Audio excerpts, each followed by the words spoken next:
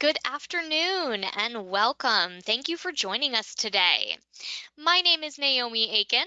I'm the customer success team lead here at Churn Zero, and I'd like to welcome you to today's webinar, Lessons Learned, a Reflection on Customer Journey Mapping. Before we get started, I'd like to remind you that we are recording this session, and a link to the recording will be available 24 hours after the webinar. Throughout today's presentation, you're welcome to submit your questions using the questions box that's in the GoToWebinar panel. It's probably floating there on the right-hand side of your screen. And we'll take time at the end to answer any questions that we get. Now, I am pleased to introduce you to today's presenter, Sarah Dunn.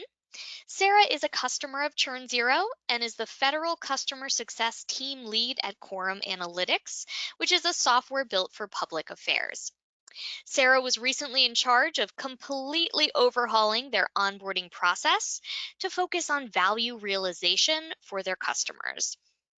As part of that, they built out their first full customer journey map, and we are excited to have Sarah here today to walk us through how to build a framework and share the lessons learned along the way.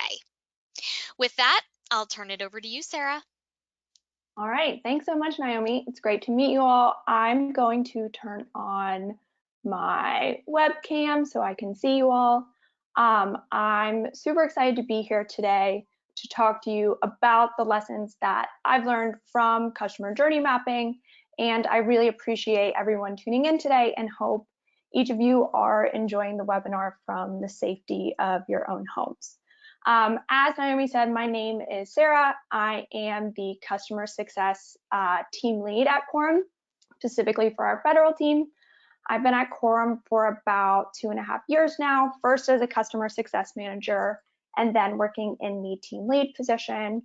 My team at Quorum focuses specifically on working with clients doing government affairs work at the federal level. So in conjunction with my customer success work, I've been working on creating and adopting a customer journey map at Quorum, and that's exactly what I'm here to talk to you all about today. And so in order for you all to draw similarities between the customer journey work that I've done at Quorum and your company, I wanted to provide you a little bit of background on our work at Quorum. So as Naomi said, we are a public affairs software, and our goal is to help our clients work smarter and move faster. We have our main office in Washington, D.C., and a smaller office in Brussels. And our platform enables public affairs professionals to map, track, change, and report on the policy landscape that they're monitoring. Also similar to some of the listeners out there, I'm assuming Quorum is a B2B SaaS company that operates heavily in one industry. All right, so enough about me. I wanted to go over what we're going to be covering in today's webinar. I'm going to be talking about what are customer journey maps and why should you build one out, how you can get program buy-in from cross-departmental teams, questions that you can ask to gather information from key stakeholders, and how you can develop a framework that works for your organization. Also, along the way, I'll be sprinkling in and sharing stories from my experience working on putting together a customer journey map at Quorum, because I hope that my experience can help you bring a similar project to your team. Also, as you can see from me talking here today and my title, if your company doesn't have a customer journey map yet or an established program, you don't need to be a vice president of customer success to first start putting together a customer journey map at your company. So hopefully after today's webinar, you'll feel more confident in knowing where to start if this were a project that you wanted to tackle. And then also before we dive in, I do want to note that I'm going to be providing my recommendations on how to put together a customer journey framework. So not your final visualized customer journey map. A customer journey framework is how you organize all the information that you want to make sure is depicted in your final customer journey. So you can think of the framework as a large chart that you have before your beautiful visualized map. Or in the example I provided on the screen, you can think of the framework as getting your customer journey in a very organized state of experiences, like a file cabinet. As you can see in the middle of the screen, your file cabinet is what you would have before your visualized map, and then after the disorganized mess of not knowing everything that your clients are experiencing. I'm going to be focusing on the framework because from my experience, having a strong framework will make your job so much easier when it comes to actually visualizing your customer journey map, because it will help you have a really good understanding of the given stages your clients go through with your company and what exactly happens in those stages. So just from creating a framework by organizing and categorizing client experiences, there are still insights that you can glean, as well as ideas of what systems your company can improve to enhance your customer experience. All right, so let's dive in. First off, we're going to be covering what are customer journey maps and why should you develop a customer journey. So what is a customer journey? The formal definition of a customer journey is the complete sum of experiences that customers go through when interacting with your company and your brand. So instead of looking at just part of a transaction or experience, the journey documents the full experience of being a customer. So to go even further, I'll break this down in plain English. You can think of customer journeys as everything your client experiences and everything you do to make those experiences happen, from the very first time they hear about your product until they ever stop being a customer. And why should you develop a customer journey map? So many companies map out customer journeys as a way to improve the client experience and understand it from their perspective. And the biggest reason as to why you should create a customer journey map is so that you can understand where your organization can improve the experience for clients. So with a customer journey, you'll be able to evaluate all the inputs your organization is doing to ensure it's working in the best interest of your clients. Having a customer journey and being able to use it for future decision making is really key too. So you can ensure that the decisions that you're making going forward are going to be client centric. At this point, I'll go ahead and share a little story with you too. It's that about how even your initial attempts at putting together a customer journey can unlock insights. So for example, when I first started working at Quorum, I had just joined our customer success team. One of the first meetings we did in one meeting is we tried to map out our customer journey. And something we realized in that one meeting was that a lot of clients weren't meeting the initial threshold of being a client, and that was activating their accounts. And because of that one conversation, our team put in a lot of efforts to ramp up what our activation emails were like and making them so much more enticing for our customers. In addition, customer journey maps can help answer just some of the following questions, such as when are there congruities in the client experience across the company, and when are teams working together in silos? Where are we lacking information and measurements to make sure that we are meeting our goals? And how can we make future company decisions with our clients and goals at the forefront? So I'm sure that these are all questions that you as a company have asked yourselves before. And I've even gone through and broken these down into questions that specifically customer success teams think about, such as how do we make sure that the value promised in our sales process can be shown to a client during their onboarding?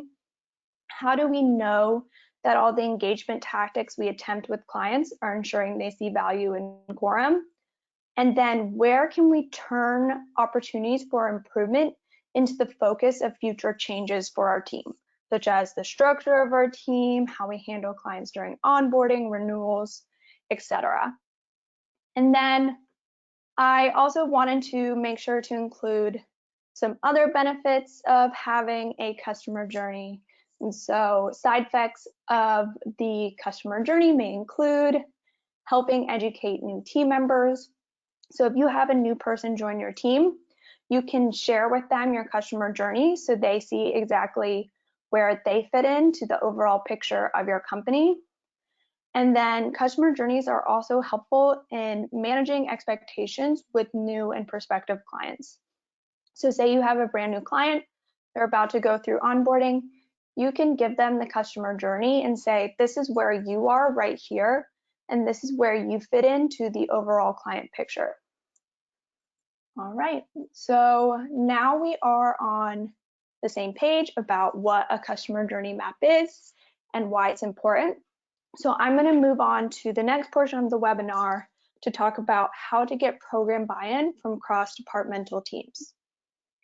So hopefully you're convinced that if your organization doesn't have a customer journey, it's a good idea to have one, or maybe you have one, but it hasn't served a continued purpose and you want to work on this again.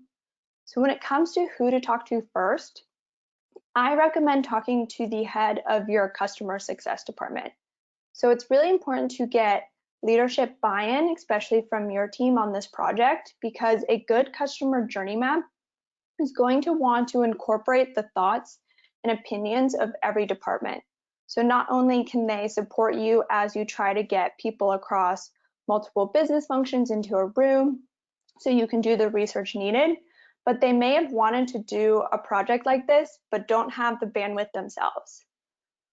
Also, if you're fortunate enough to have someone on your team doing customer success operations, they will be a great person to work with on this project as well. So I was lucky in that we had someone in the customer success operations position join while I just started working on this project at Quorum, and they were really supportive in helping me think through how to incorporate our current customer success measurements and the needs for new ones into the customer journey. And a lot of their job function anyways is to evaluate processes on the customer success side. So they may have good suggestions of where you can start. And I'll mention, although each business function, especially those that are client facing, should be reflected in your customer journey framework, I do think that it makes sense that this is a project or a function that is owned by the customer success team. Because when you think about it, your customers spend the majority of their time with the customer success team, especially as they continue to renew your product year over year.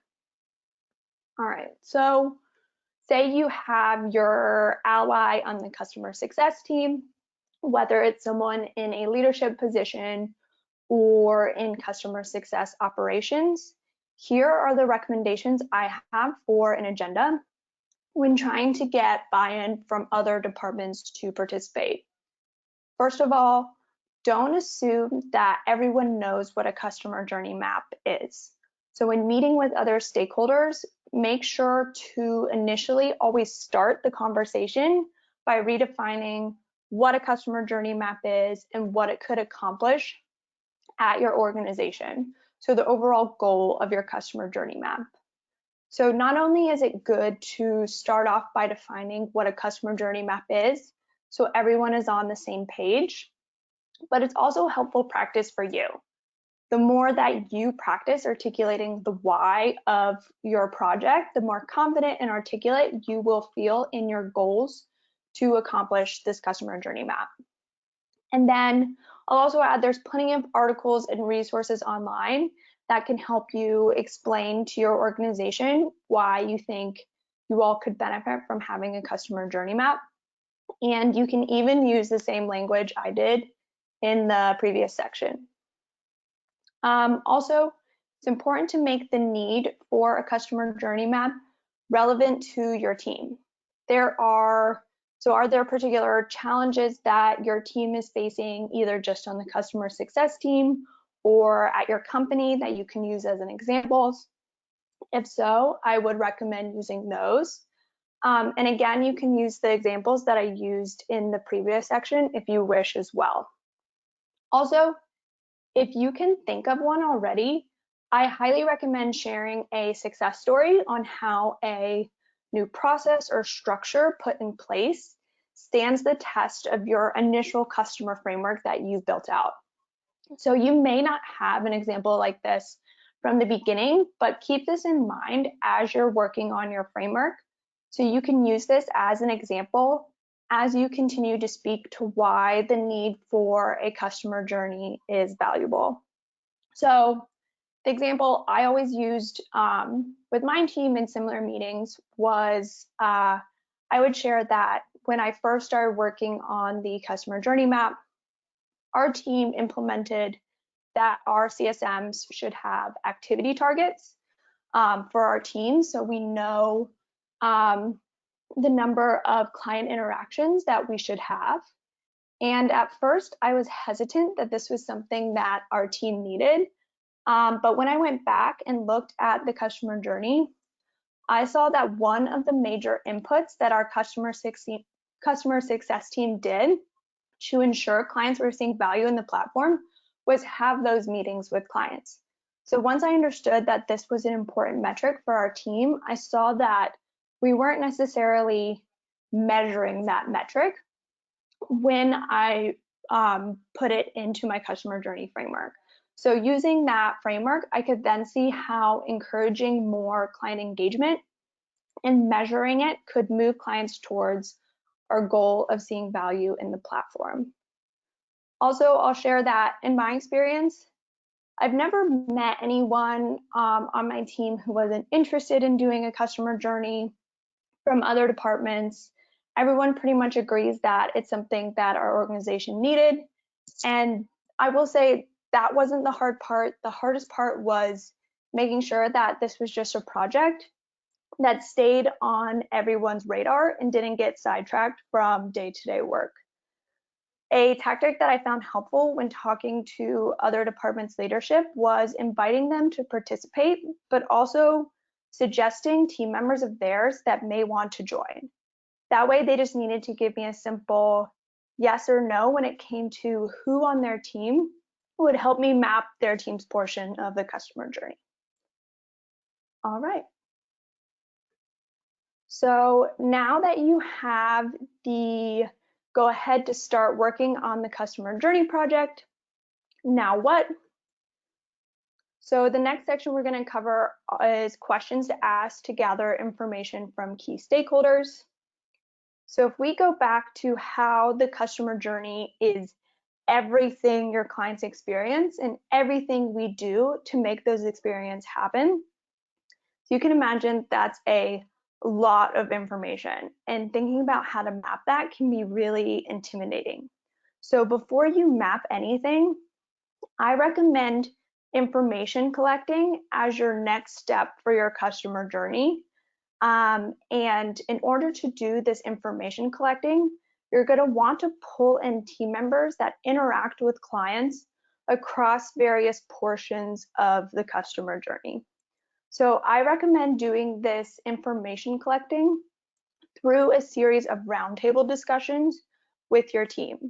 So this means pulling together small groups of your team members to ask them questions about what happens to your clients at various stages of the customer journey. So you can collect the information from a lot of different people with different perspectives. Also, one more thing you may want to consider before conducting your roundtables is how you want to organize them. So I don't recommend having more than 7 to 8 people in a room to make sure that everyone can speak up and participate. When I did this at Quorum, I organized my roundtables by the general stage of the customer journey. So for example, I did one that focused solely on renewals and another one that focused solely on onboarding. I found that worked really well for me, but would also be interested to learn if other people found other ways to organize and structure these roundtables. And then there are 2 important things to consider when putting together your roundtables. The first is that when you are assembling people to participate in these roundtables, I recommend choosing people with the following qualities, or if it's easier, you can use the acronym ACE. You want people who have authority, who have curiosity and expertise. Not everyone needs to have all of these qualities, but it would be preferable if at least all of them were represented at each roundtable. And then the second most important thing, besides including the right people in your asking them, including the right people in your roundtables, is asking them the right questions. So you want to make sure you're asking thought-provoking questions about what the general client experience is like in that stage. And you want to make sure you're pulling out pain points, understanding what goes well, and understanding how they're measuring success. And from here, I'll go ahead and dive into the questions that I recommend asking. And so, as I just mentioned, you're going to want questions that are thought-provoking so you can understand that client experience between what goes well, also understanding what doesn't go well. And I will mention that your role in the roundtable is that you want to be the person doing the least amount of talking. So your role will be primarily asking questions and then asking people to clarify if they say something particularly interesting.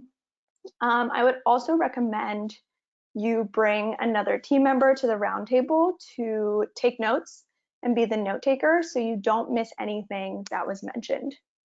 And so here I'm sharing with you the questions I used when conducting the roundtables. I found that these worked really well for me, but would also encourage you to think through some of your own questions as well. And the questions that I used include, how would you describe the desired outcome for a client when they buy your product during this stage? So where it says this stage, so where you can fill in the information for the stage of the customer journey that you're doing the roundtable with. So for example, you could say, during onboarding, what is the required outcome for the client to complete this stage? In other words, what has to happen for them during this stage?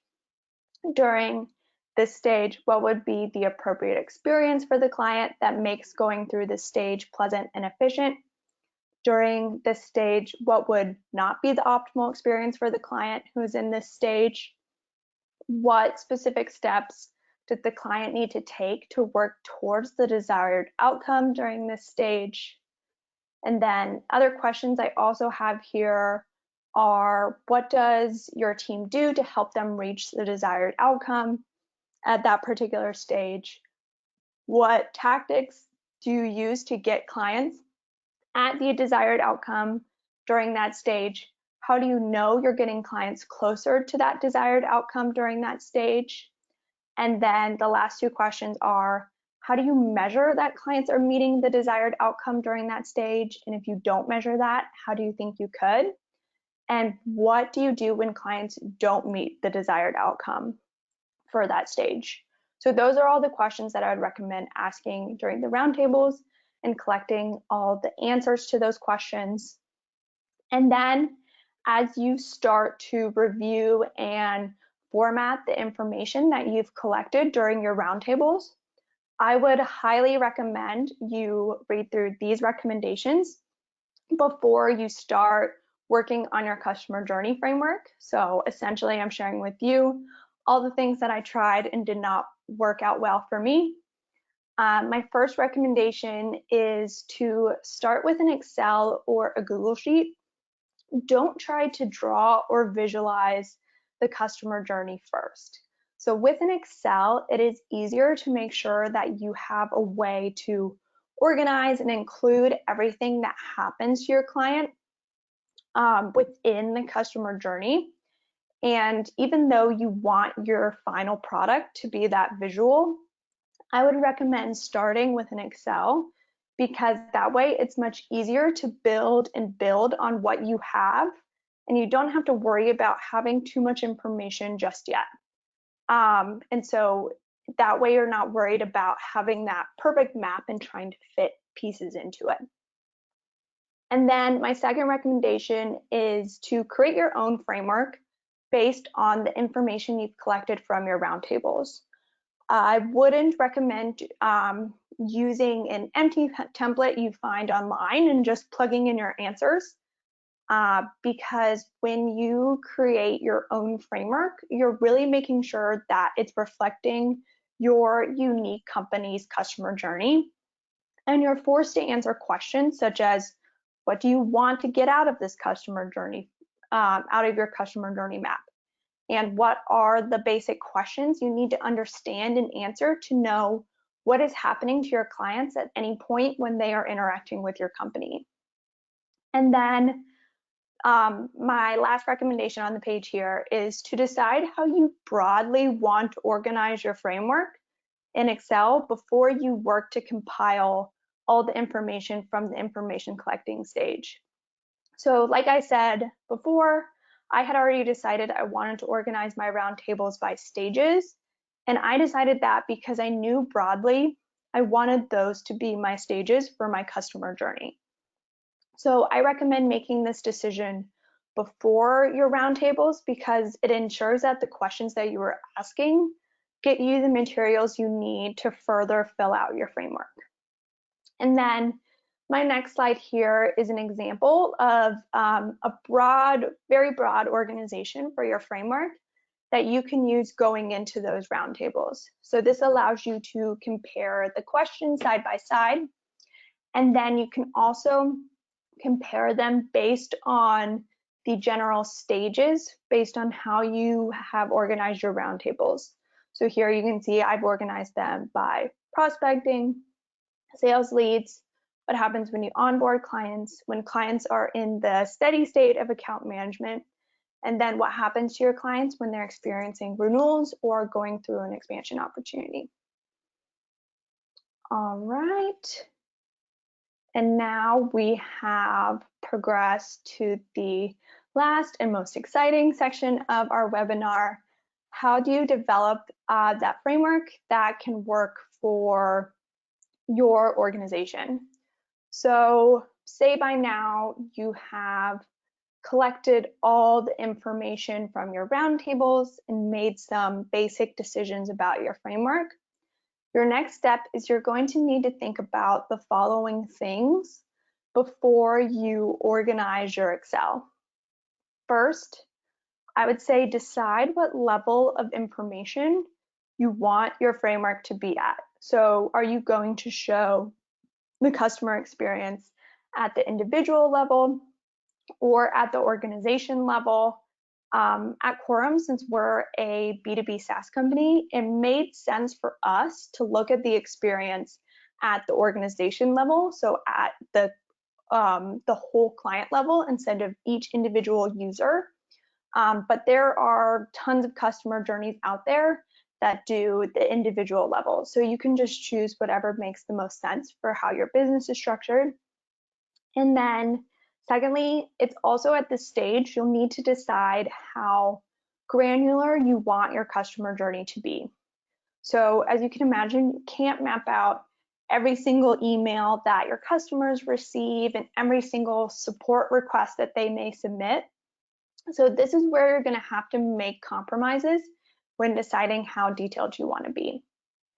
And then lastly, I encourage you to think about how you can ensure your customer journey reflects how a user would explain their experience. And so internally on customer success teams, we all organize clients in a lot of different ways and segments based on behavior that users don't necessarily know about. So I'm sure that sometimes we've even had clients that don't know they're technically going through onboarding or a renewal or what that even means. So think about how you can rename stages and language in the customer journey as something that could make sense to someone who's not familiar with the internal processes at your organization. And then my last recommendation here is to start at the company-wide level when mapping out your customer journey framework. So this means across all products, all use cases, all personas, this way that you can look at the whole picture. And then if you wish, you can use that same framework to go deeper into what happens to each customer if they buy a particular product or have a particular use case, and you can further explore.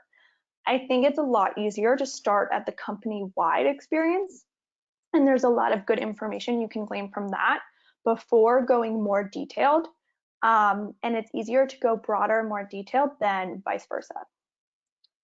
All right, so next I want to walk you through an example of how you can take the information that you've collected in your roundtables and then turn that into a framework that you can work with. And so we can take the information that we collected from our questions. So I'll go back and show this to you here.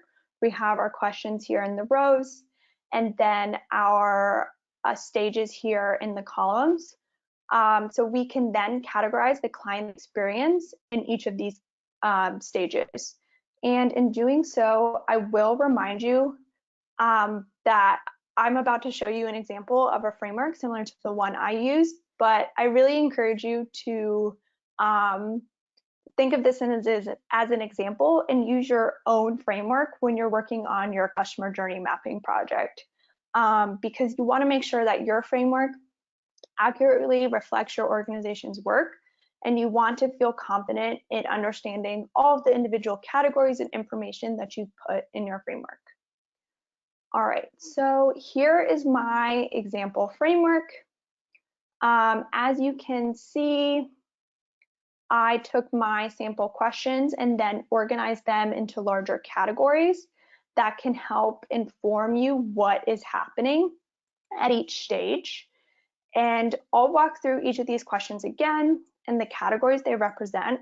But before I do, the first thing I want to point out here is how I changed the name of the stages at the top to be something that better reflects what a client may feel when they're working with your organization, as opposed to being referred to as a prospect or going through onboarding, which can be insider terms. So you'll see here, I've broken out the stages into being aware, being interested, being committed, adopted, and then recommitted. Aware representing when you're a prospect, interested representing when you're a sales lead, committed is when you're going through onboarding, adopted is when you're in that steady state of account management, and then recommitted is when you're renewing or buying an additional product. And then I'll walk you through now how I took these sample questions and turned them into categories of information that I wanted to collect for the customer journey map. So our first question is, what is the outcome for a client to complete the stage? So what do they have to do to complete the stage and move on to the next one? And so I categorize that as the milestone achieved for that stage. So what are you trying to complete? And then how are you measuring that clients are meeting that milestone? Second question I have here is, who is responsible for ensuring the client completes this stage? This is what will help you map your internal stakeholders, so you know at your company who's working with the client during those stages. Sometimes it might just be one team is working with the client in a silo. Other times it might mean that multiple teams are trying to interact with the client at once. And then the next question I have is, what do we have to do? So what does your company have to do to get the client at their goal? This is where the category I have here is mapping out the internal inputs.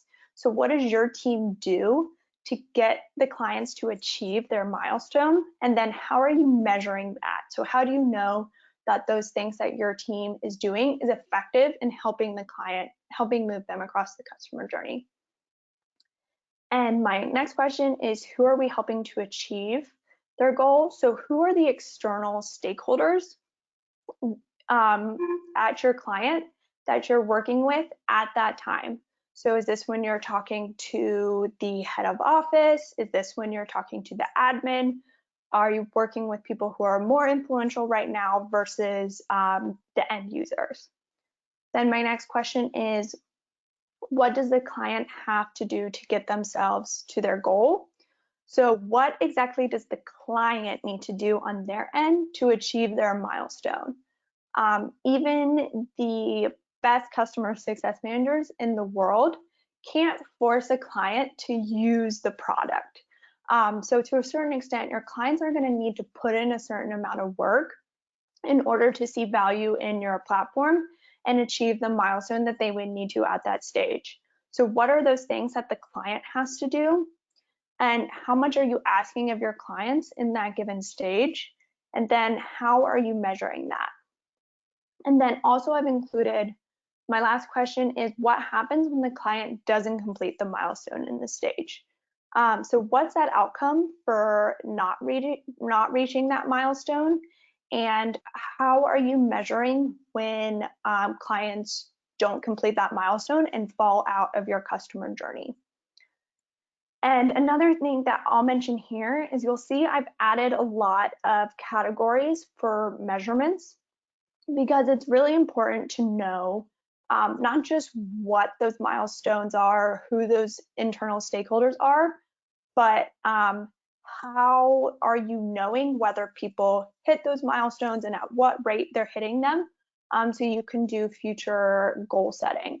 And as you're filling out this framework here, you may notice that there might be certain boxes that are blank or you don't have an answer.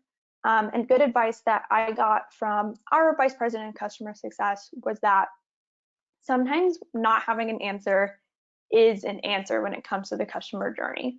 Just shows you that maybe you don't have a metric for something that you should have a metric for. And that could be one of like your first next steps in terms of process improvements that you could start doing because of your customer journey framework, is starting to put in place those metrics. And then the last thing that I'll walk you through here before we finish is that you want to make sure that your framework can stand the test of granularity. You want to make sure that your categories are broad enough that if you wanted to do this exercise again for a single product or a single use case, instead of everything across the company, you could definitely do that if you wanted to get more specific. And I mentioned this earlier, but as you are filling out the framework, I highly recommend keeping a list of patterns you notice or things that you find interesting, so you can go back and use those as the first group of suggestions to process improvements that you have identified from putting together this framework as a way to start doing work that is customer centric, and then also as a way for you to get continued buy-in for your customer journey project. And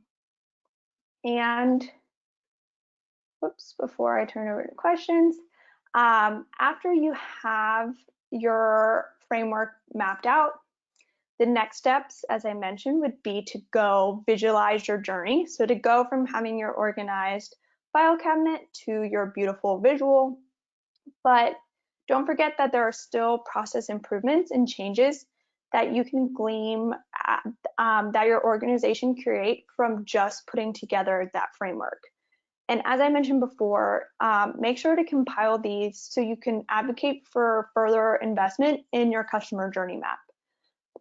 An example I'll share is that when our company went through the process of filling out the framework, something we noticed was that our organization was not necessarily tracking strong adoption metrics when it came to, instead of just knowing what clients are doing in Quorum, better understanding when they're fully adopted, when they're completing full cycles of workflows to really understand adoption further.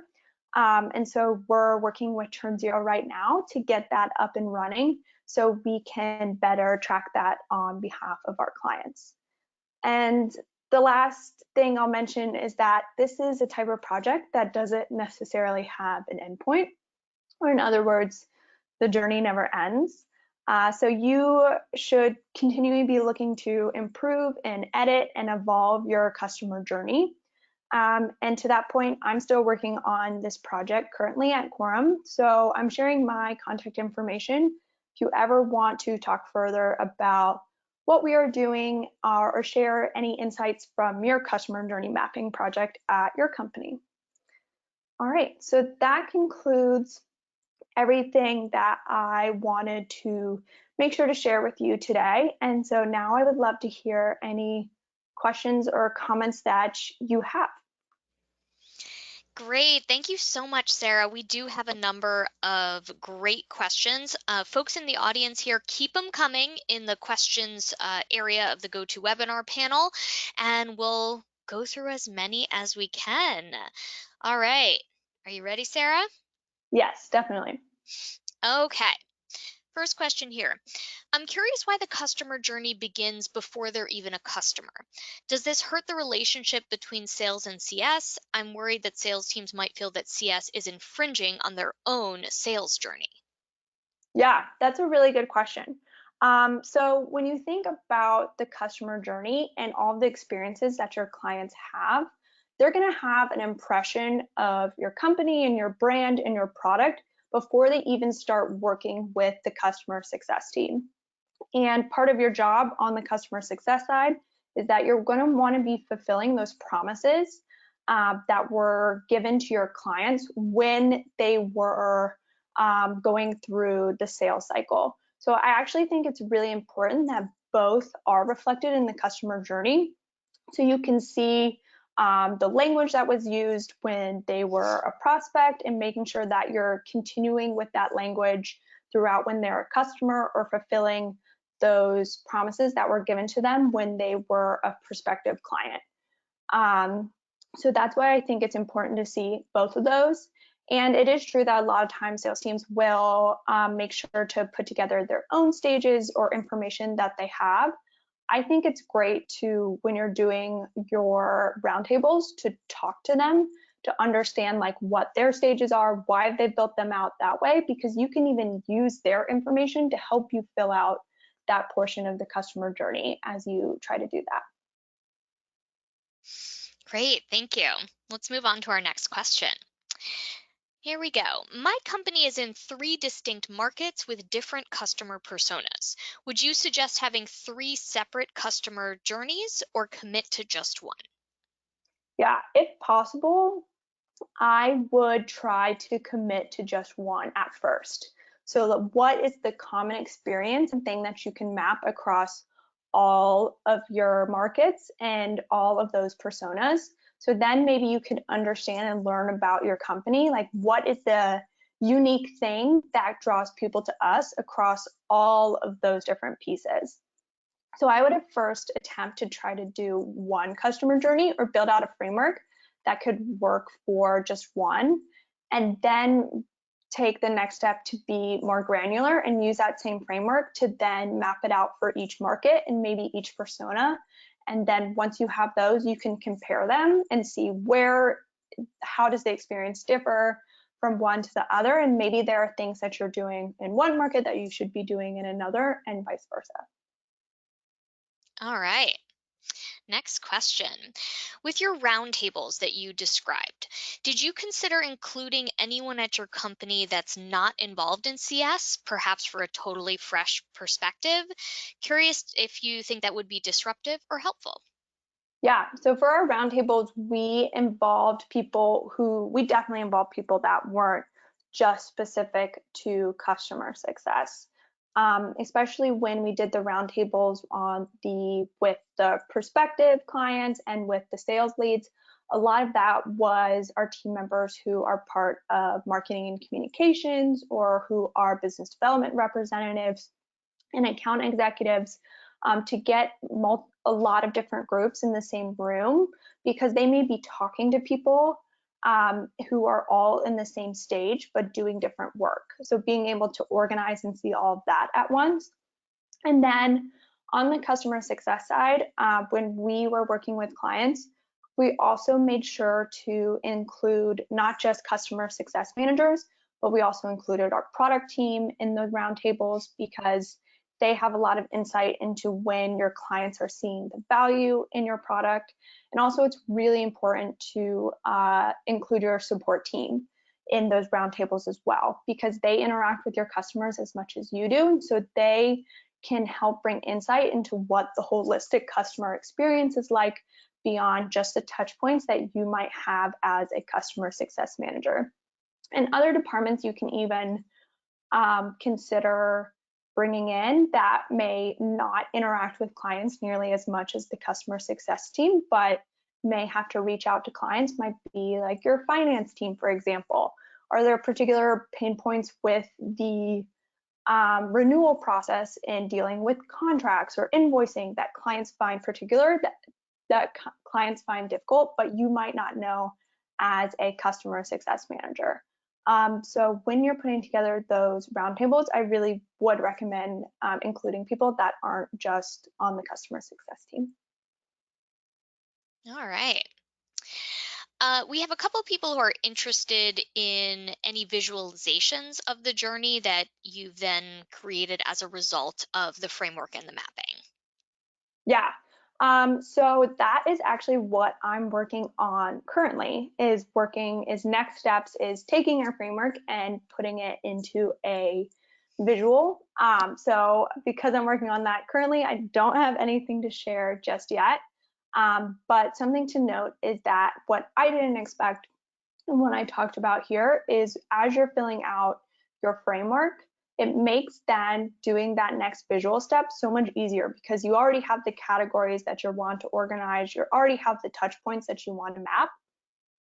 And so it's just a matter of then like doing the visual part instead of having to start from scratch. And even with just building out our framework, before we go on to the visual part, as I said, we found a lot of projects that we're working on now and we wanted to do just from doing the framework, like updating how our adoption metrics in Churn Zero. And we've also made some various changes to the onboarding process for our clients to make sure that it's more smoother, and we're making sure to better communicate to our clients what to expect when going through onboarding and all of the series of outreach that they can expect from our team along the way.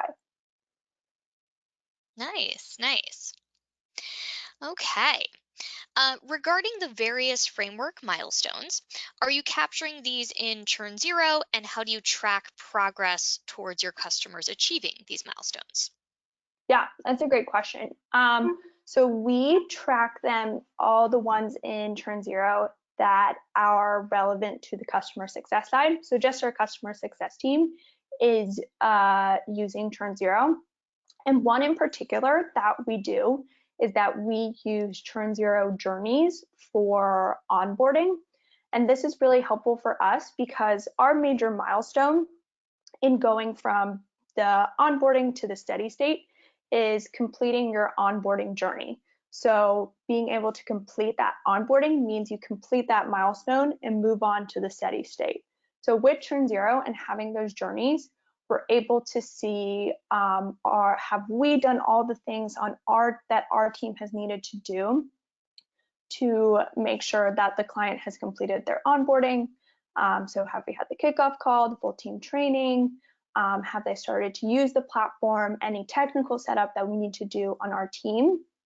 And then can also use the journey to keep your eye on certain tasks that you expect from your clients during that time, to know that they can complete that stage from going from onboarding to that steady state. And a nice thing too is about the journeys is you can use those too to help you set up metrics and goals for what you want your onboarding experience to look like. So for example, when you set up a journey, you could choose a timeline for how many days clients should be expected to be in that journey. And so if your goal is to have clients complete onboarding in 30 days, 60 days, for example, the journey helps track that for you.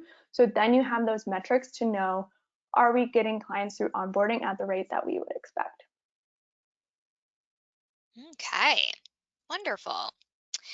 All right, I got a simple question here, but a really good one. How long did this journey mapping project take you up until now? That's a really great question. The customer journey mapping project to the version that I showed you all there with the framework probably took me, I would say, a little under a year.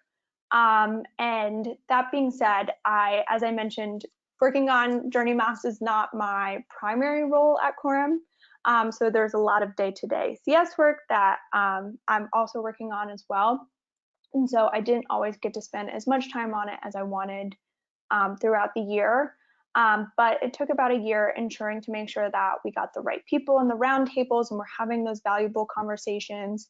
Had lots of versions of the framework going back and forth, editing those and making sure that they were useful before we had our final version of the framework that we were able to show to our leadership team and get approval on.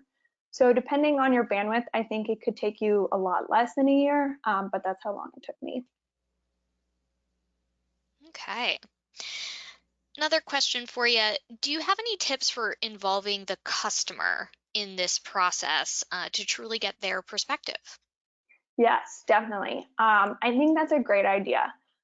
So as to where we got our framework now, we used a lot of anecdotes that we had heard from customers previously. And this is where it was really helpful in those roundtables to pull in more tenured people that have worked on the support team or on the customer success team because they could recognize trends and feedback that they have heard across all different customers in order to make sure that that was reflected in the customer journey.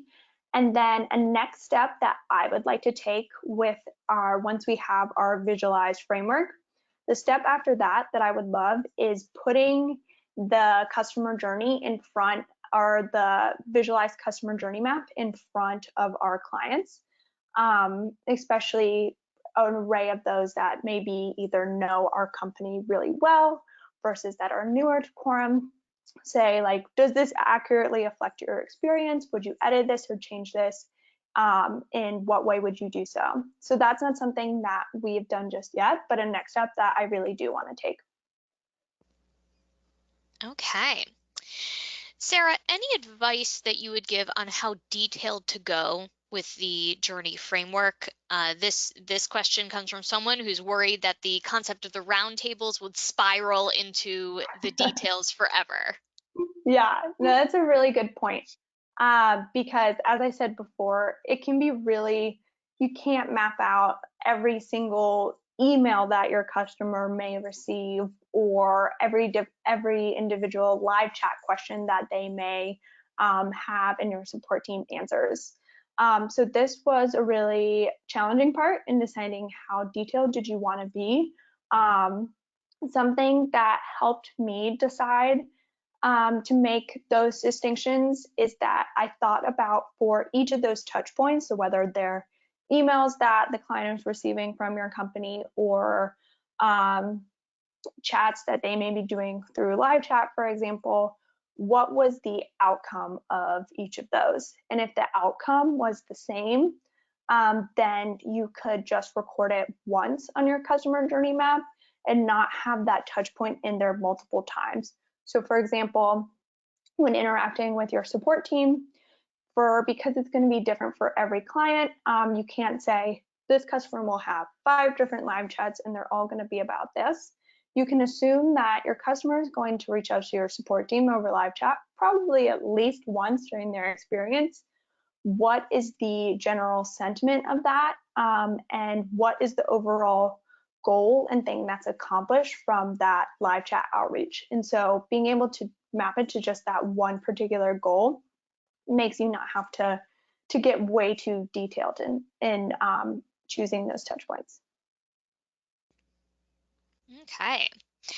Do you have recommendations on how to get buy-in from other teams internally to support your work on the customer journey, especially other teams that are very far removed from the actual customer experience? Yeah, this is particularly where I think it's helpful to get leadership buy-in, especially if you can start with your customer success team.